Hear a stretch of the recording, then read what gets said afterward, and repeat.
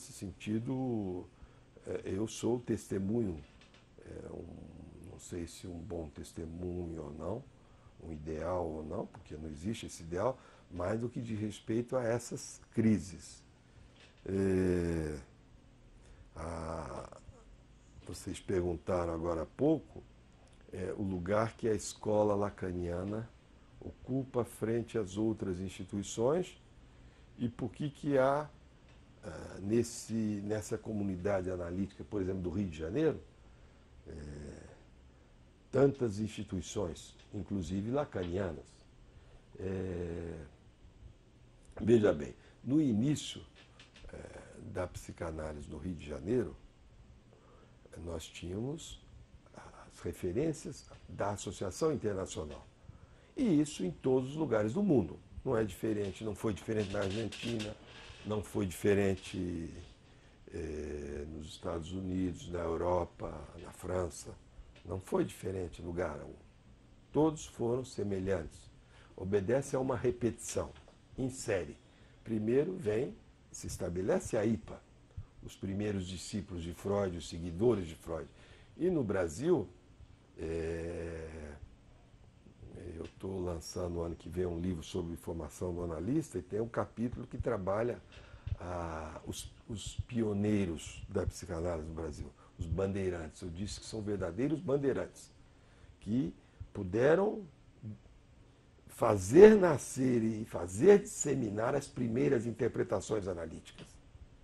Os primeiros analistas da IPA, as primeiras gerações da IPA. E que só Deus sabe onde é que eles foram encontrar isso, porque a IPA às vezes mandava um analista para um outro país, para um lugar muito distante, uma outra língua, e aí entra um problema sério, a questão da língua. Não é como fazer uma análise com um analista de outra língua. Se o que vigora no processo analítico é a língua materna, essa língua do inconsciente.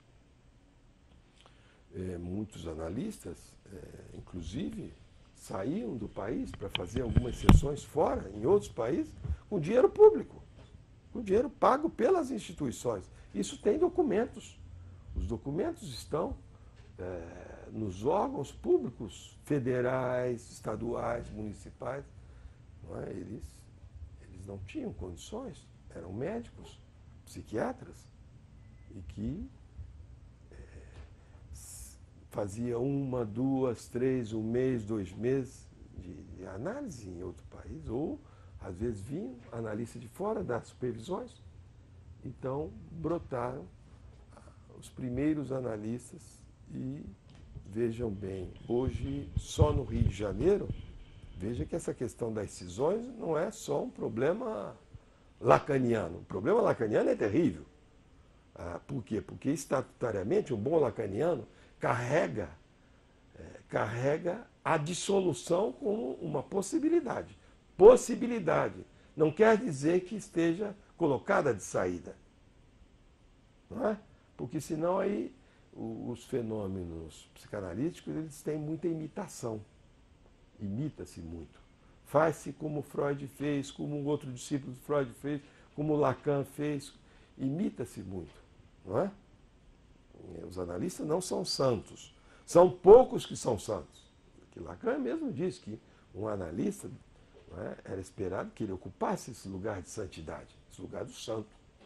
Então, mas os analistas não são santos. Eles imitam, eles carregam alguma coisa quando não foram bem analisados, não é? Alguma coisa narcísica. Então, a IPA no Rio de Janeiro são 4 hoje. Daqui a 10 anos, certamente teremos 5, 6. Ela é mais demorada. Ela é mais demorada nas cisões. Por exemplo, a terceira da IPA, a partir do Dr. Valdemar Zuzman, ela veio de uma cisão na Brasileira, na Sociedade Brasileira de Psicanálise. Dr. Zuzman e Valdemar Zuzman, que foi meu professor durante um pequeno tempo, na Rio de Janeiro, se não me engano, ele junto com outro grupo, por alguma discórdia. Há sempre uma discórdia.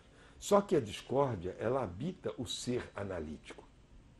Há uma discórdia originária. Eu escrevo isso no texto, quando Lacan coloca a questão do passe em 67, o passe só foi colocado em andamento em 71.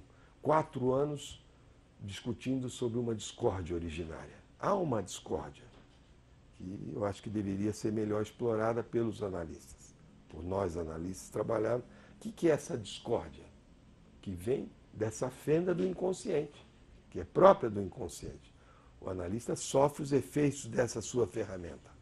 Então, depois se criaram uma outra instituição, R4, a partir da Rio de Janeiro, que vem de problemas internos relacionados ao incidente de Amilcar Lobo, que era um psicanalista em formação e que descobriram que ele era médico também do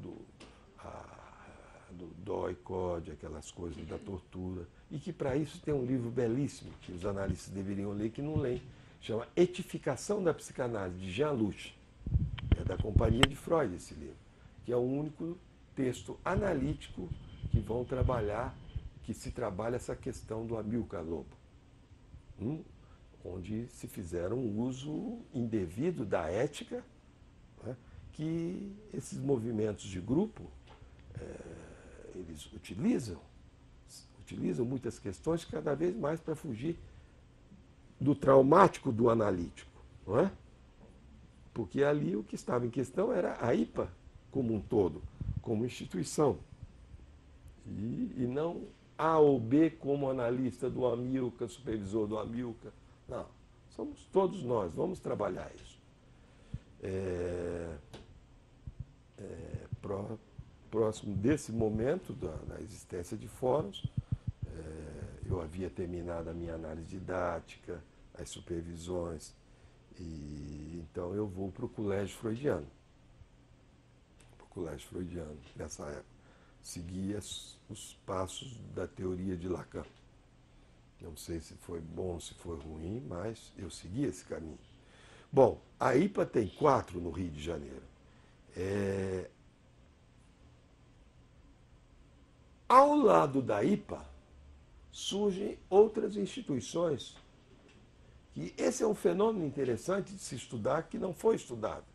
Outras instituições que não eram seguidoras da IPA, não foram pessoas que não entraram para a IPA, mas que se moldaram ao mesmo trilhar técnico, caminhamento técnico e teórico.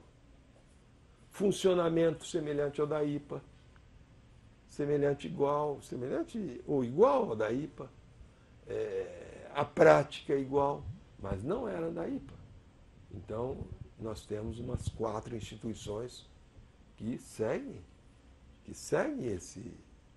4 a 5 instituições que seguem esse modelo da IPA. E, paralelamente, o movimento lacaniano, que é mais recente. Porque Lacan é um fenômeno novo. Lacan surge como um fenômeno em 64, mas que veio se consolidar como alguma coisa mais seguível, não é? Mais deglutível, depois de 1970 e pouco, 75, 80, não é? Aí ele chega aqui formando uma escola? E aí surge no Rio de Janeiro. Qual teria sido o primeiro grupo a trabalhar Lacan no Rio de Janeiro? Eu não tenho muita certeza qual teria sido o primeiro grupo. Um grupo instituído, um grupo consolidado, um grupo de formação de analistas. Talvez o Colégio Freudiano teria sido o primeiro. Não é? Talvez o Colégio Freudiano teria sido o primeiro. Depois